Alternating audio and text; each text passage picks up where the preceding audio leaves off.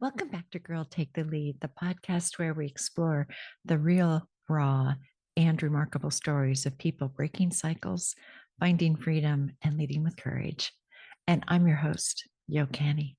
Today's guest is Sue Hincenbergs, a Toronto based former television producer turned #1 best-selling novelist with her debut book, The Retirement Plan, and it's taken readers and the publishing world by surprise.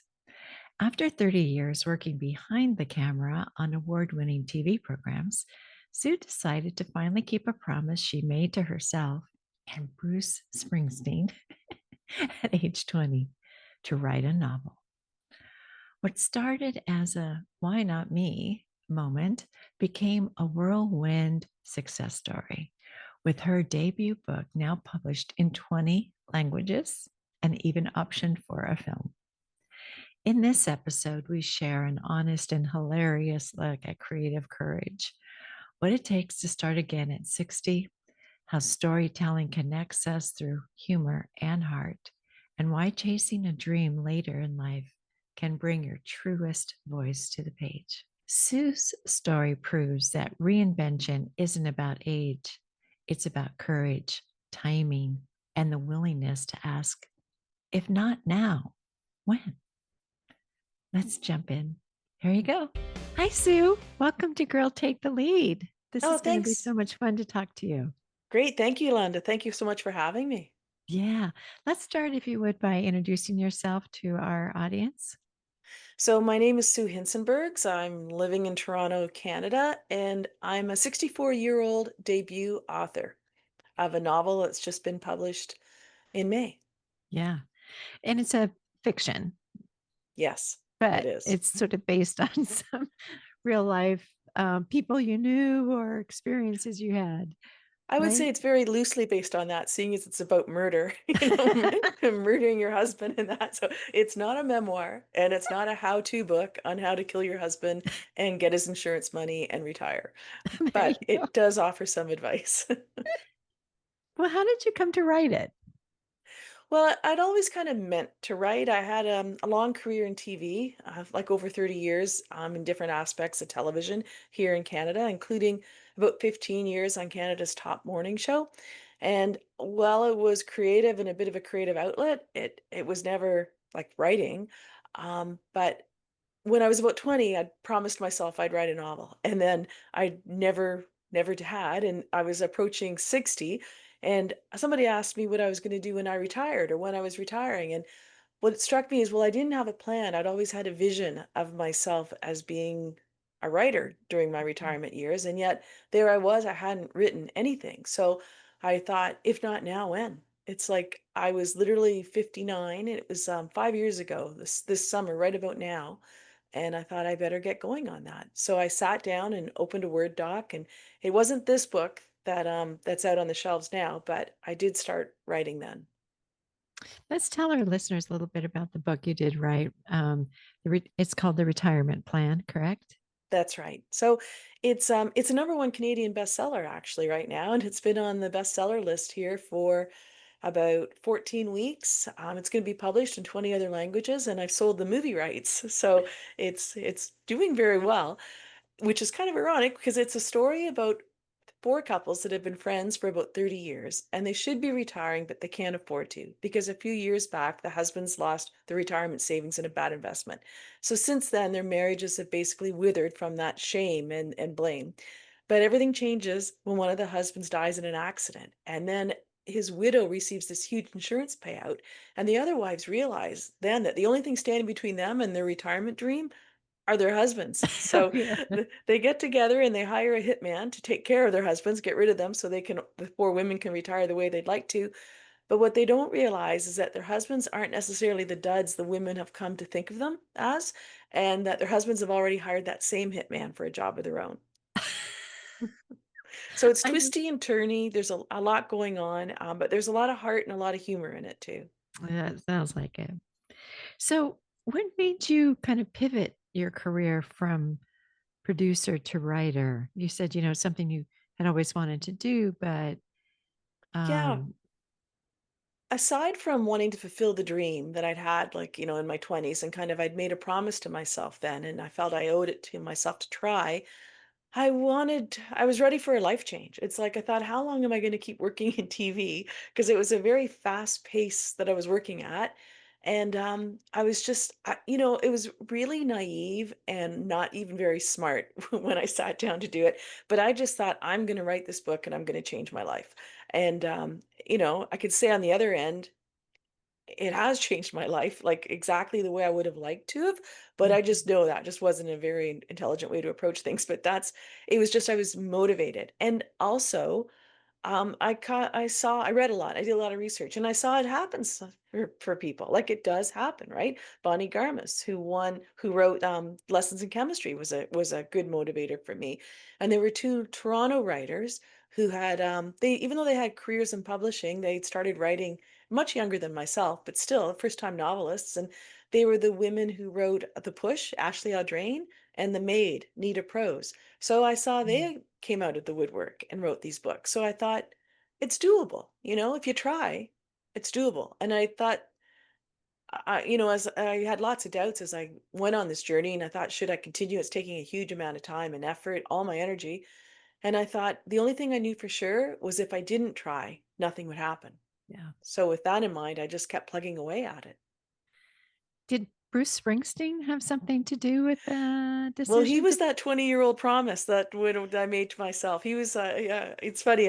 I feel a little bit bashful admitting that sometimes. So sometimes I leave him out of the story, but he was a major part of that because when I was 20, and you know how you are when you're 20, right? You think you can do anything and you're making your plans. They're not so much dreams as your plans. And there I was. I didn't even know who he was, but I had free tickets to his concert in Toronto when I was 20. I went to the concert and he talks a lot about dreams. He's a very Mhm. motivating man, and that was the river tour, I think. And he was talking about the importance of having dreams and holding on to them, not ever letting them go. And there I was, second row from the rafters of Maple Leaf Gardens, and I promised myself and Bruce that I would never give up on my dream to write a novel. And then, life happens, right? I had three Right. kids in less than 3 years, and two dogs. I had mortgages and meals to make and all that stuff.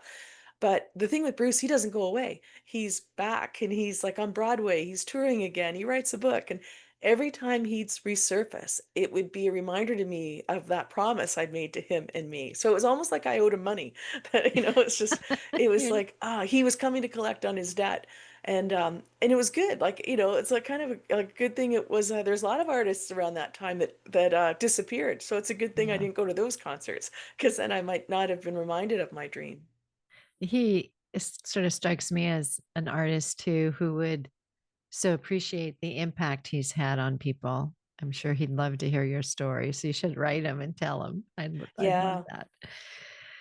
Well, what about some of the challenges I'm sure you faced as a first time writer? And I mean, were you taken seriously? But you had a pretty good background of people, I'm sure, in your network.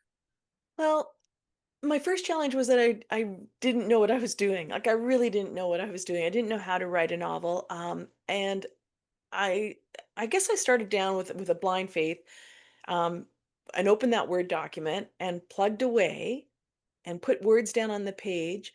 And I had no idea if they were any good or not. And then I Mhm. also started to think, well, what's involved in this? Like, what do I need? So I started to look around for podcasts and articles and books. I think I bought every craft book around, and I started to take some online courses. And the main podcast I found that was more a craft and also a business podcast that helped me incredibly was something called The Shit No One Tells You About Writing.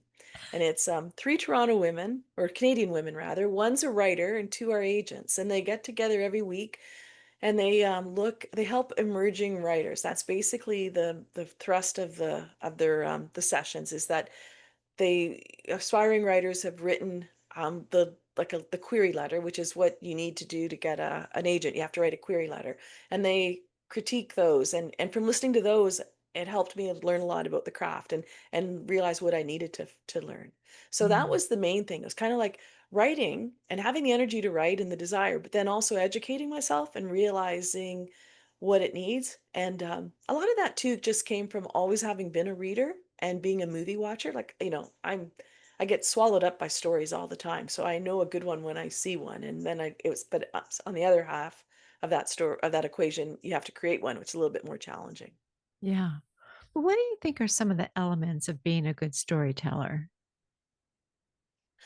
Well, the one thing that I've realized from TV and into books as well was that you have to catch people's attention and keep it. And you Uh-huh. can't indulge them or indulge yourself and just try and string a lot of pretty words together. Like the stories I like to read, things happen. So you Mhm. have to make them happen. I think in every story, tension's a really good thing, like juicy things, you know? Like I'm now part of a few writing groups. And so I see a bunch of different levels of writing across my computer screen. And right away, you can tell the ones that might have a chance and the ones who don't. Because the ones who don't are just the ones who write really good sentences, but they don't really tell you anything. There's Mhm. no tension. And it's like if somebody write something about a mother-in-law, like, right away. You can imagine all the possibilities of tension, and you just, like, you perk right up in your chair. You're like, "Oh, I wanna know that story." So, Yeah. it's Yeah. kind of, knowing you're pleasing the reader more than you're pleasing yourself, I think, as a writer. Yeah. There's just seems to be a skill and you can work at it and learn about it and improve. But I know that um, it does seem that some people are good at it kind of like I look at my husband. Okay. My husband is a great storyteller. He comes Mhm. from the Midwest. His family were farm people originally, and they told stories and they had Okay. practice and they just did Yeah. it over and over again. And when he goes to tell a story, we're all like Yeah. waiting because he has it kind of naturally where I have to kind of work at it for myself, like, is that interesting or not interesting or whatever? But Yeah. I think that's a lot of it too, is like finding the interesting thing. And even though it didn't directly translate into novel writing, working in television, when you'd look and you'd see something would catch your eye in the news, and then when you'd have a pre-interview with somebody and you realize like something else, another element to that, like they've done something, and then they just tell you in an offhand moment about how like yeah their teacher from grade 6 gave him the inspiration or something like that, and you're like, "Oh, that makes the story even better." It's like knowing how to build, and sometimes talking to people too, and know they've done something, and then hoping there's a good story behind it, that it's not just, like, one-dimensional, that there's other people parts of it that come into it. yeah, But I well, think it's recognizing that, and also if your husband's a good storyteller, he knows what's relevant and that you don't get caught in the you go right there. Like, I think the worst thing is people who tell stories and like, "Oh my god, you're rambling all over the place," and you don't even know what they're talking about, so you lose interest, and then they give you this punchline, you're like, "Wait, what? What yeah, was that?" yeah. It's like, "I wish I I'd paid find attention, but you sometimes lost me." the people who almost say the least amount are the ones who like get the most attention. Like Yeah, they're in a room, it's kind of a powerful moment and the room goes quiet. Everybody's like this. Um, because I think those people are able to synthesize it. You know, um, yeah, One of the things I love about my podcast is that I have a platform for younger generations to come on and practice. mm, Like I was a speech communication major. One of my majors in college was speech communication, and it was always just practice, practice, practice. And I think that's something that definitely helps. I think in storytelling as well is just to practice it. I think that could translate to writing in terms of rewriting, that you have a paragraph and you just keep going over that paragraph and flipping words around and paring words away Yeah, too, right? And that rewriting and practicing are probably the same kind of thing, right? Just yeah. yeah. Is that something you would probably advise younger writers to do, or what would you tell? What kind of to get Yeah. started if people are thinking about like you did for so many years, like how do I get started? Yeah, had good training, which I didn't even realize at the time because I wrote for television. I wrote like in morning television. I would book a guest and I would interview them, and I'd know the questions that the host should ask. And then I'd have to write the introduction for the host to say. And it always had to be catchy and clear and short and easy to say. You didn't want to give them a lot of convoluted words because that would just annoy them. So you just had to, and you only had 20 seconds at the most. So you'd write it, and sometimes you'd write, get everything in, and it was 30 seconds. It's like, how do I get it down to 20? If you make it even shorter, it's better. So Yeah. it was just looking at those sentences and trimming words away from it repeatedly. So I was told when I sent this book out by the agents that were interested in representing it that it was a really one of the cleanest books that they manuscripts that they'd received, in the sense that it was so tight that way, which I hadn't even realized it was a skill that I had. But it's like sometimes there's words that you want to put in because they're voicey, or it's just I don't know, it's a feeling, Mhm. and I keep those in sometimes. But generally, when I read, I don't have a lot of time. Like I want to read, I want to get the story, so Yeah. I'd rather have give me the thought in as few words as possible. Yeah, I think our younger generations are definitely with you on give it to me very quickly. Yeah. Well, we have, well, I hate to say it, I'm kind of almost semi-addicted to TikTok. So it's just so, Yeah. and I get that because you just want all that satisfaction in snippets, like the things I browse through in an evening, everything from hoof shaving to horse riding to, Yeah. you know, Get to served up. water irrigation, you Oh, the know? dogs. I get the dogs all the time. Oh, yeah, that's true. Well, so is there any, I know we gave advice, but what would you tell your 20 something self today? To go to that Bruce Springsteen concert.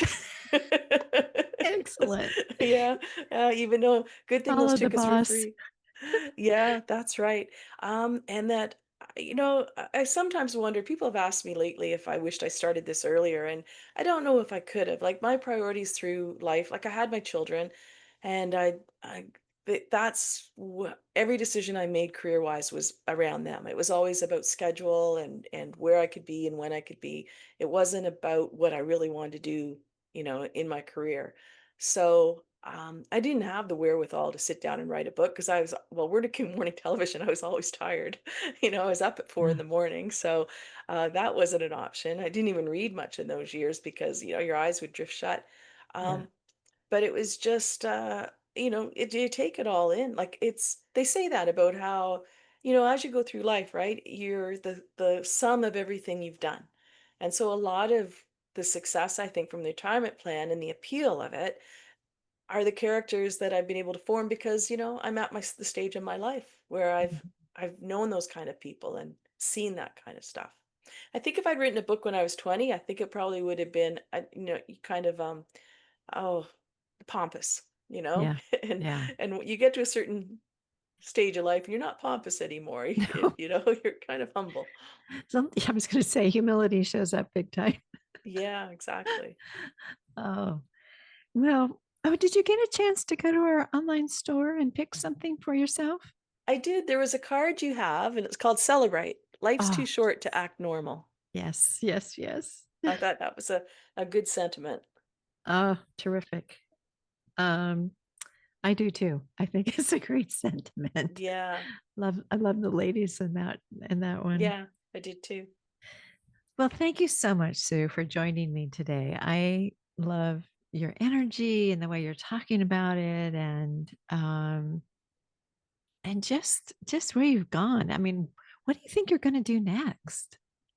Well, I'm gonna write another book. I'm Yes. almost finished it, and I'm gonna keep writing a bit. It's worked out really well. This is exactly without really having a plan, it's exactly what I wanted to do. That I sit here during the day and I write. I was thinking the other day about how crazy it is that I now make a living from having all these crazy thoughts in my mind, like all this stuff I make up about people and conversations and that. But I really enjoy it. So I find that's really good. I found this whole thing in this last couple of years to me has been really reaffirming in life, in that it's you just don't know what can happen, right? It's like Yeah. the only thing really stopping you from anything is yourself. If you go for it or go try something, it just might happen. And there were three things I said to myself through this whole thing, and I've told you a couple of them. One is if not now, when?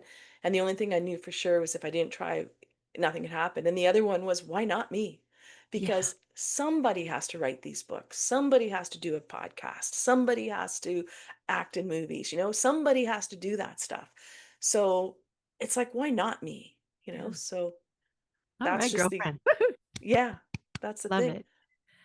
All right. Well, thank you again for being with us. And please let us know when you got your new book out. I'd love I to have will you for sure. back That's great. and talk to Thank you you for being again. interested in taking the time to talk to me. I really appreciate that. All right. Thanks, everybody. What a joyful, witty, and inspiring conversation with Sue, a woman who proves that it's never too late to chase a creative dream, and that humor might just be the secret ingredient to reinvention. If today's episode made you smile, you can connect with Sue and order the retirement plan at her website. It's a deliciously twisty story about friendship, midlife, and what happens when four women decide they've had just about enough of waiting for their retirement dreams. Sue's favorite from our Girl Take the Lead heartfelt card and gift shop was Celebrate.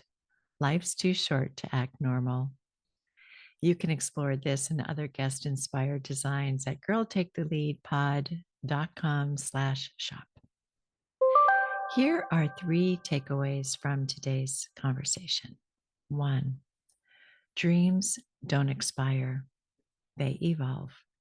No matter your age or timing, every creative spark deserves a chance. Two, if you don't try, nothing can happen. Courage often looks like simply starting. And three, humor heals and connects us. When we laugh at life's twists, we invite others to do the same. Sue's journey reminds us that reinvention isn't about rewriting the past, it's about stepping fully into what we've become. As always, thank you for listening, for sharing these stories, and for walking alongside me on this journey. If you enjoyed today's episode, please follow the podcast, leave a review, or share it with someone who might need a spark of courage and creativity today. Next week, we'll be joined by Hilary Spiritos, a pathfinding coach and founder of Bat Out of Hell Coaching, who helps people create the lives they imagine by turning fear, failure, and self-doubt into fierce, authentic confidence. You'll hear how her world travels, leadership workshops, and soulful coaching help others step boldly into the unknown. Until then, take care of your heart, lead with courage, and remember, we got this.